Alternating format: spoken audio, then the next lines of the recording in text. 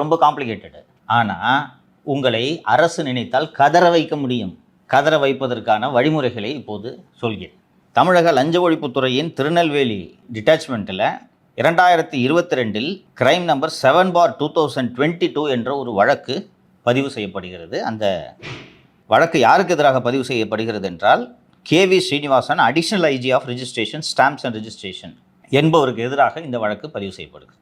அந்த FIRல பாரா 11ல் under the influence of mister V. Sivakumar, section officer of commercial taxes and registration department in secretariat, a native of Tenkasi, a document was illegally registered which belongs to PACL in Puthur village at Tenkasi.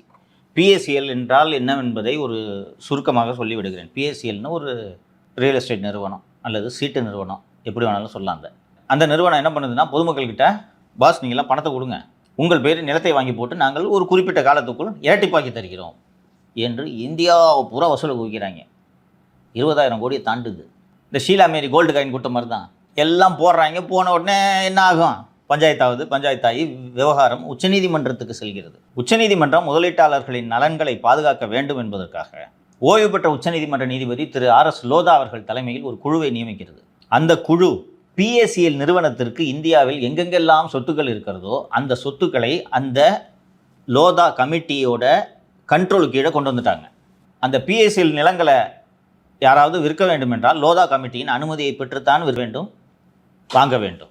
அது எதுக்குன்னா, விற்று அந்த பணத்தை court அக்கௌண்ட்டில் deposit பண்ணால் அவங்க எல்லாத்தையும் சேர்த்து பிரித்து கொடுப்பாங்க டெபாசிட்டர்ஸ்க்கு. இதுதான் ஐடியா.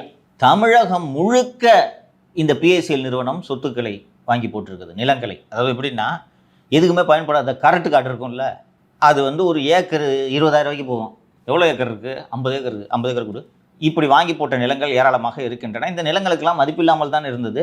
பின்னாளில் சமீப ஆண்டுகளில் காற்றாலை மின்சாரம் தயாரிப்பதற்கும் சூரிய ஒளி மின்சாரம் தயாரிப்பதற்கும் இந்த கரண்ட் நிலங்கள் பயன்பட தொடங்கின. இதனால் இண்டஸ்ட்ரீஸ்லாம் போய் ஒன்று வாங்குறாங்க. இப்படி தமிழகத்தில் கிட்டத்தட்ட 100 நிலங்கள் பதிவு செய்யப்பட்டிருக்கின்றன. PACL நிலத்தை இவங்க பாட்டுக்கு பதிவு பண்ணுறது, அனுமதியும் வாங்காமல், எந்த அனுமதியும் வாங்கல. அதனால தான் FIR.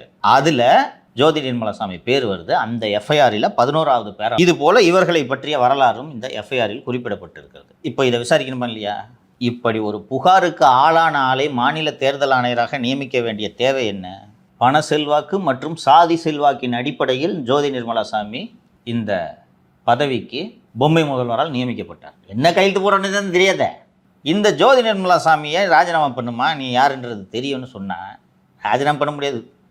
என்ன பண்ண முடியுமோ பார்த்து என்று சவால் விட்டிருக்கிறார். முதல்வரின் கவனத்திற்கு கொண்டு வந்து விட்டேன். என்ன செய்ய வேண்டும் என்பது அவருக்கு தெரியும்.